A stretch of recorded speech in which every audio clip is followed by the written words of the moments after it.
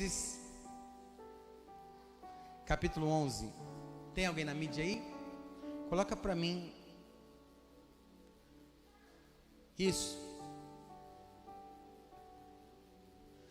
Era então Jefté, o gileadita, homem valente, porém filho de uma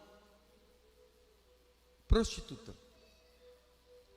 E Gileade gerara a Jefté. Vamos ler de novo? Era então Jefté, o gileadita, homem valente, porém filho de uma prostituta. Gileade gerara a Jefté. Você diz amém. Deixa sua Bíblia aberta. Tenha o hábito de anotar, de grifar, porque a gente vai esquecendo, a gente vai ouvindo Deus falar com a gente e a gente vai esquecendo.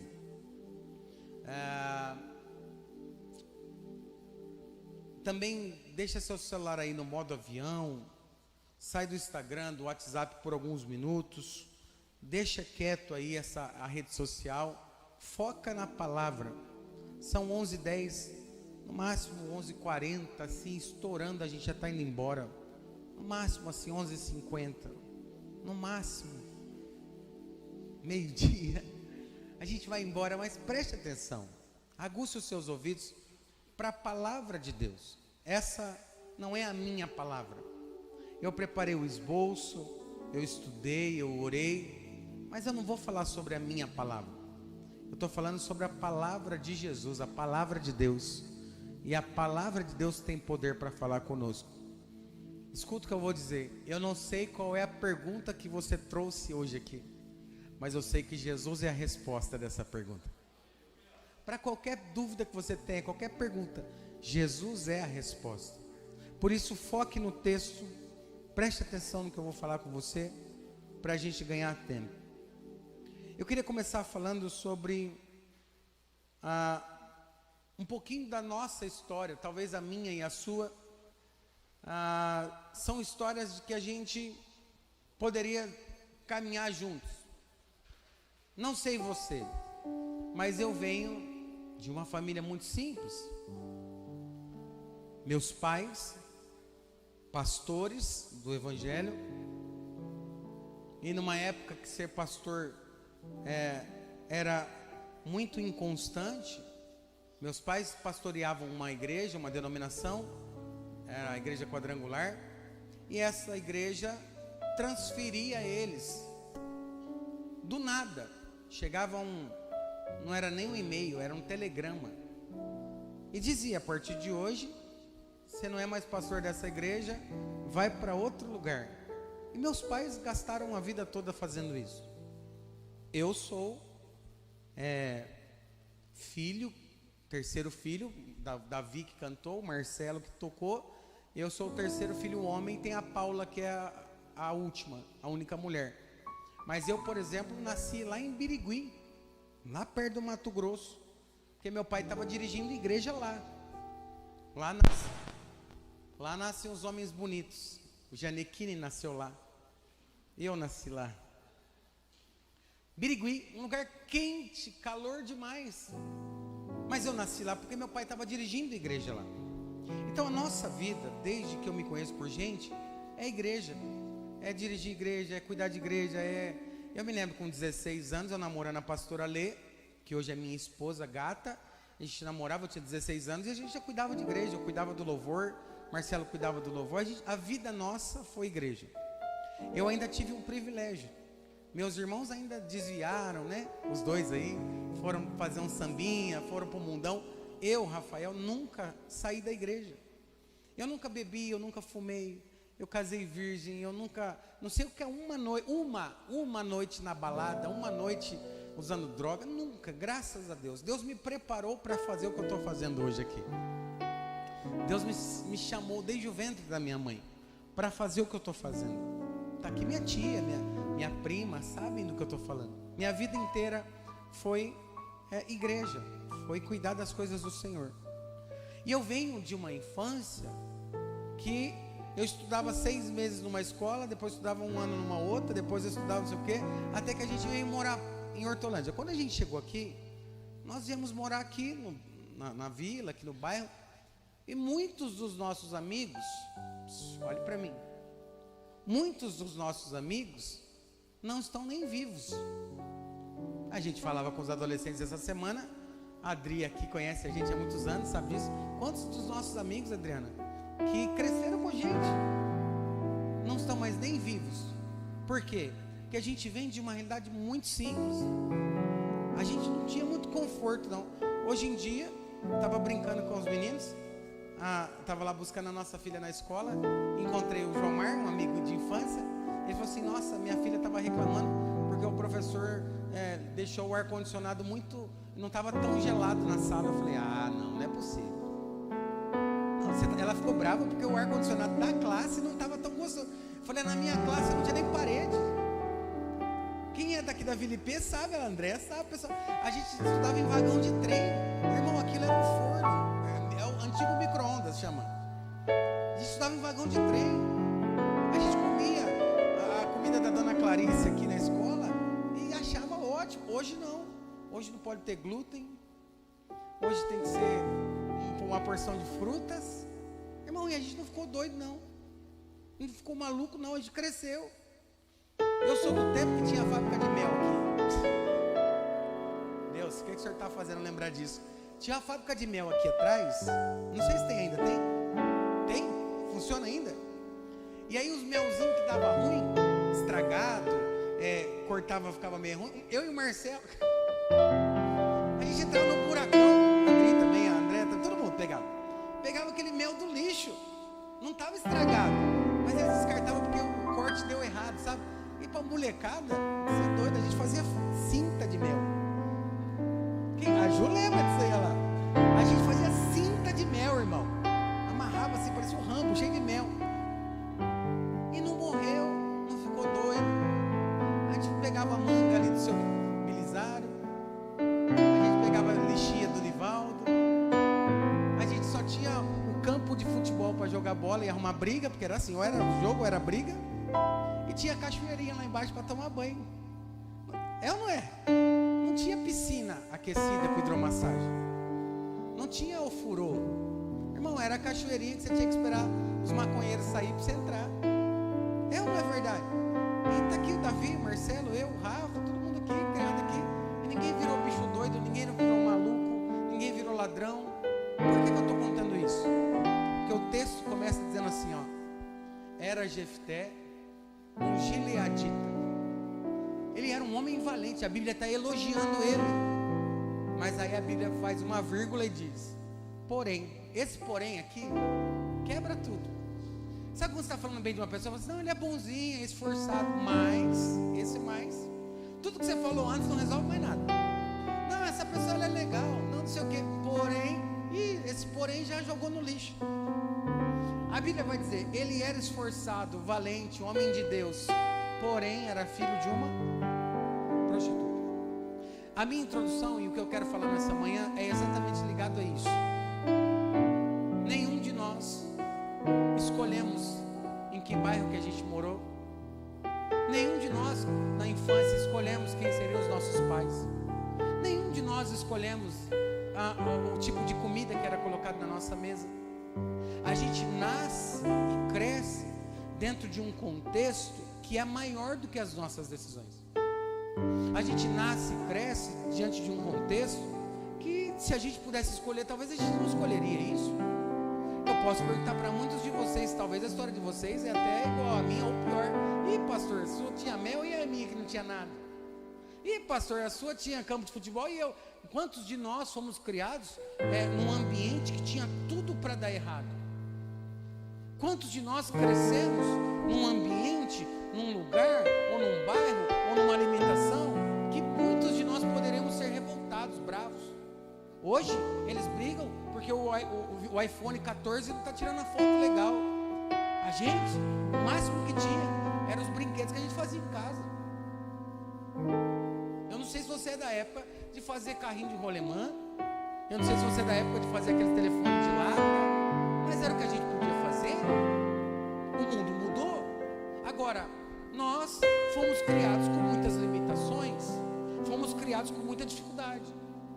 Agora escute isso: o ambiente não teve o poder de destruir quem de fato nós somos. Os fatores externos, as limitações, os amigos que você conheceu que usavam droga, no crime, na prostituição, as pessoas que moravam perto de você, as limitações financeiras, isso não foram capazes de deturpar o seu caráter, o seu coração. Olha você vencendo na vida aí, olha você trabalhando, lutando, construindo família. Eu estou pregando para alguém aqui? Eu estou falando com alguém? Olha você enfrentando tudo e todos e sendo diferente. Todo mundo apostava que não ia dar certo. Tinha gente que falava para nós, minha mãe falava: esses 4 meninos aí, isso aí não vai virar nada, isso aí vai ser tudo uns bandidos, uns catarrentos. Mas Jesus foi trabalhando na nossa história, foi trabalhando na nossa vida, e o fator externo não pôde destruir a chamada de dentro. Sabe o que eu quero dizer? Jefté era filho de uma prostituta, ele não tinha culpa, ele não escolheu ser filho de uma prostituta, mas a Bíblia diz que Gileade gerou Jefté. Sabe o que é isso? Mesmo sendo filho de uma prostituta, tinha uma promessa sobre a vida desse garoto, tinha uma promessa. Levanta a mão para receber. Não importa quem foram seus pais, o que importa é quem serão os pais dos seus filhos. Não importa como é que foi a tua história, o que importa é que nada pode impedir a promessa de Deus na sua vida. Não importa como foram o teu passado, o que importa é que o teu futuro é incrível, é inédito e maravilhoso. Só quem concorda dá um grito para convidar essa cidade, dá uma pausa para Jesus aí e dá uma glória a Deus.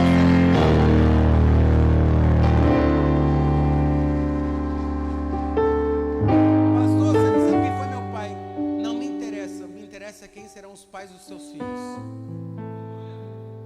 Pastor, é que o senhor não sabe como é que eu fui criado. Eu não sei como é que você foi criado, mas eu sei que isso não pode impedir a sua promessa. Isso não pode destruir o teu chamado, o teu caráter. A Bíblia vai dizer que Jefté era filho de uma prostituta, não por decisão dele, mas a Bíblia diz que ele tinha uma promessa. Gileade gerou ele. Seu pai Gileade errou, mas tinha uma promessa sobre a vida dele. E aí, para a gente fechar, verso 2, escuta isso, põe aqui. Tem alguém lá na mídia? Tem? Hoje a Rafa também não veio, né? Hoje foi bom o negócio. Olha o Guilherme correndo igual doido para ir lá mudar o versículo. Tá tudo certo, tá tudo bem. Gente enferma, gente correndo, tá tudo bem, vamos crescer. Verso 2: também a mulher de Gileade lhe deu os filhos, os quais, quando já grande, olha isso, expulsaram Jefté. Isso aqui é interessante, olhe para mim. Jefté era filho de Gileade com uma prostituta. Gileade teve outros filhos com a sua esposa. Então Jefté tinha alguns irmãos, irmão por parte de pai. E a Bíblia vai dizer que os irmãos dele, os meio-irmãos, disseram para ele: você não vai herdar a casa do nosso pai, que você é filho de outra mulher. Sabe aquela briga? Você não é filho da mesma mãe, você não sei o quê. E aí expulsaram Jefté. Uma segunda coisa do texto interessante é essa.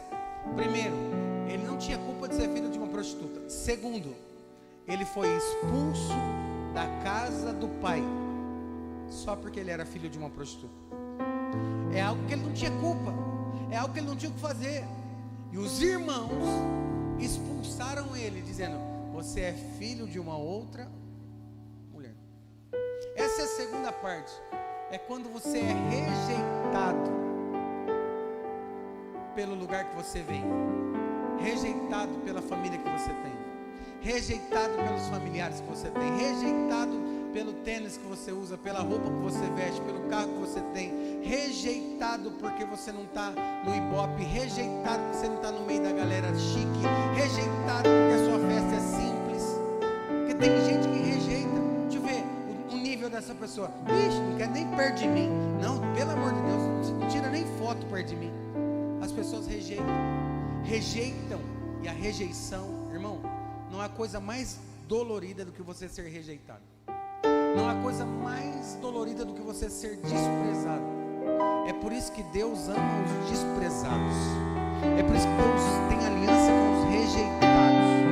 A Bíblia diz assim em Isaías: mesmo que uma mãe venha se esquecer do seu filho, eu, o Senhor, jamais me esquecerei de você. Deus ama os rejeitados.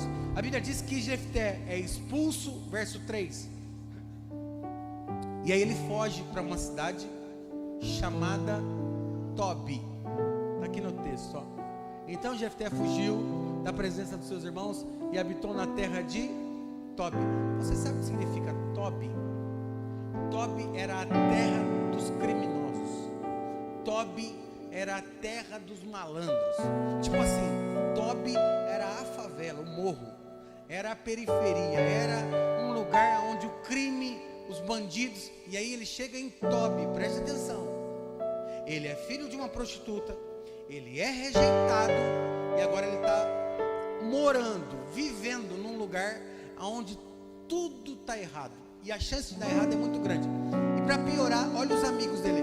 A Bíblia diz que homens levianos, na minha versão, sem brincadeira, diz homens vagabundos, bandidos, se juntaram com ele. Olha aqui para mim.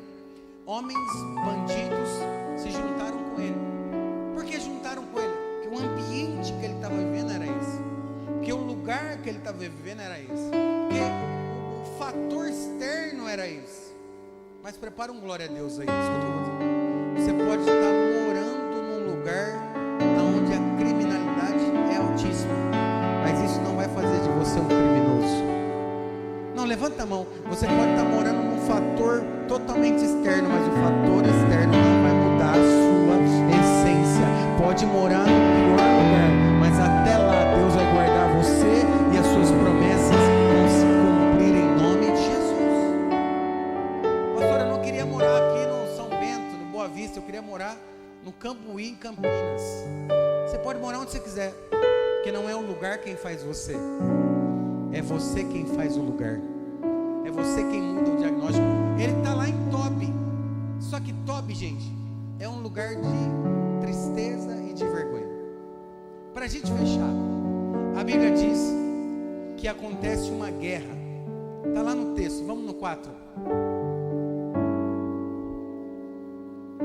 Passado algum tempo, os filhos de Amon pelejaram contra Israel. Ou seja, ele saiu de Israel, foi para Tobi, e aí os inimigos vieram contra Israel.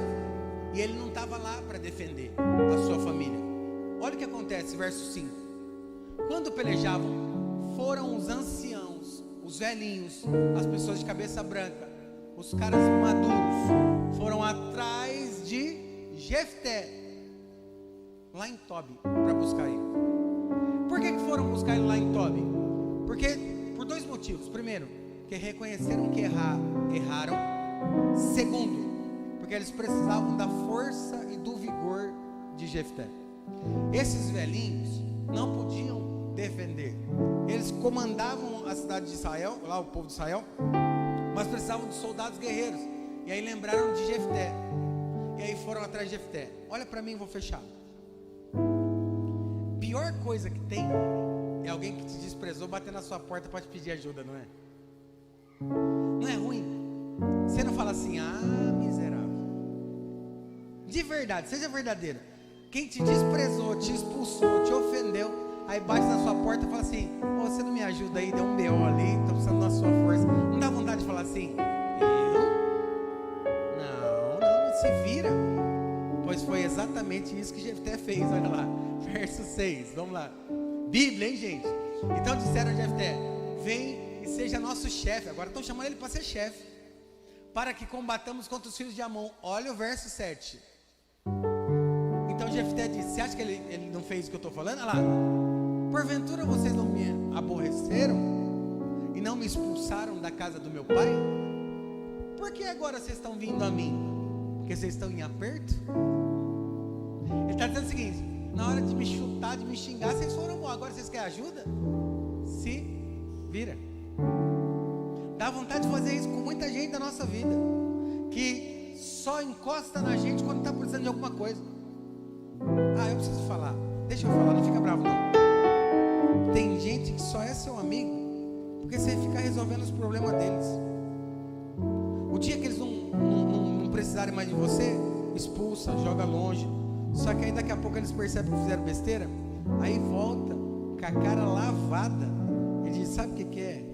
Você não me ajuda não? Sabe o que é? Você não me dá uma força não? Sabe o que é? A Bíblia diz que Jefté falou: agora vocês querem a mim? Vocês querem que eu resolva o problema de vocês?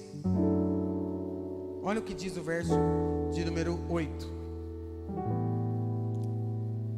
Então disseram os anciões de Gileade: por isso que nós tornamos a ti, para que venhas conosco e combatas contra os filhos de Amon, e nos seja por cabeça sobre todos os moradores de Gileade. Aí Jefté ainda embaça, verso 9. Então disse Jefté aos anciões de Gileade: se me tornares a levar para combater contra os filhos de Amon, e o Senhor me der diante de mim, eu vou ser o líder de vocês? Eu vou ser o cabeça do negócio? Olha para alguém e diga assim: só entra numa guerra. Ah não, desse jeito não. Olha para quem está perto de você e diga assim: só entra numa guerra se for valer muito a pena. Fala assim: se não for valer a pena, deixa quieto. Você conhece alguém que vive caçando confusão para não ganhar nada? Eu tenho certeza que na família tem um grupo, e no grupo da família que você montou para unir a família, que está quase separando a família, tem alguém que perturba lá o tempo todo. Sempre é do contra. Vamos fazer chácara? Aí já reclama. Vamos passar final de ano? Já reclama. Sempre tem alguém que arruma uma confusão do nada, irmão.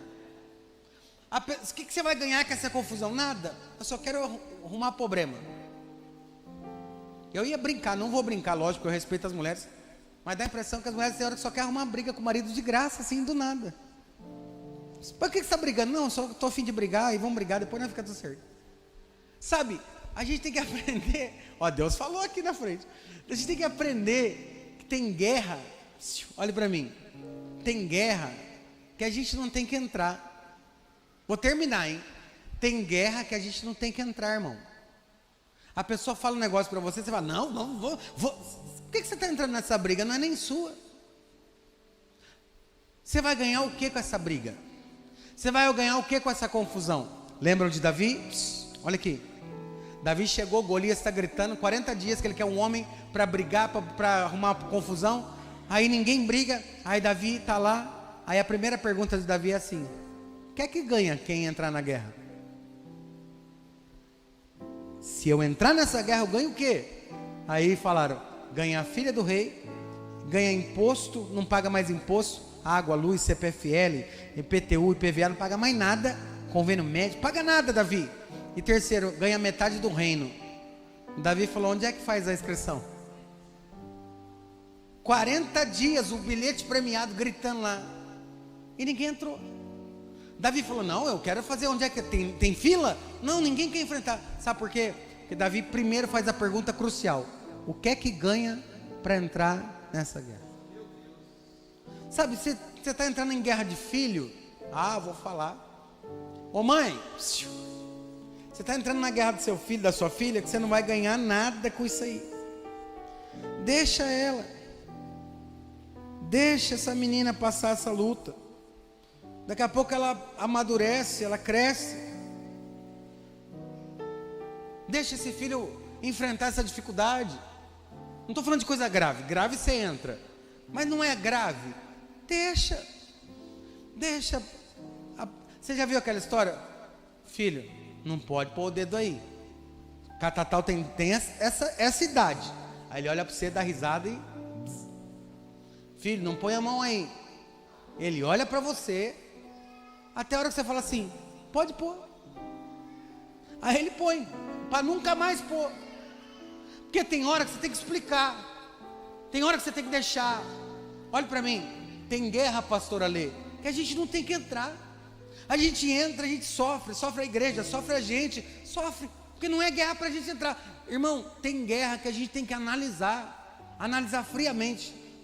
É um problema que eu devo entrar? Não. Então seja honesto, fala: irmão, resolve isso com a sua esposa, resolve com o seu marido, senta ali, vai tomar uma água os dois, vai viajar, vai curtir, vai dançar, vai fazer alguma coisa. A gente não tem que entrar em algumas guerras. Jefté está falando: se eu entrar nessa guerra, eu vou ser o cabeça. Eu só entro nessa guerra se for valer a pena. Só entro nessa luta se for para ganhar alguma coisa. Aprenda isso. Para de pegar problema dos outros com a mão. Para de querer entrar. Eu vou falar.